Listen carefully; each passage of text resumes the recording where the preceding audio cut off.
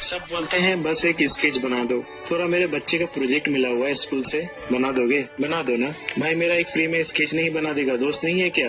और आप अक्सर मुस्कान के साथ हाँ बोल देते हो, बट अक्सर आपको ऐसा लगता है कि आप उसके नजर में अच्छे बन गए, बट होना इसका ठीक उल्टा ही होता है। सच्चाई ये है, आप बहुत सस्ते बन गए उनके लिए, एक फ्री में काम करने वाला नौकर।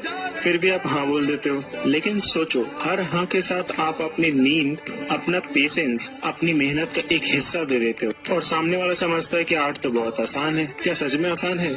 एक बार खुद से पूछ के देखना कभी, उस पेंटिंग के पीछे कितने सारे पेज बर्बाद हुए, कितनी बार तो अपने इरेजर को घिसा है, कितनी बार तो अपने स्केच को अधूरा छोड़कर फिर से वापस से स्टार्ट किया था। ये कोई नहीं देखता। फ्री में एक छोटा सा आर्ट मांगने वाले शायद ये नहीं जानते हैं कि उस छोटे से आर्ट के पीछे आपके सालों की प्रैक्टिस, घंटों की मेहनत और दिल से निकली क्रिएटिविटी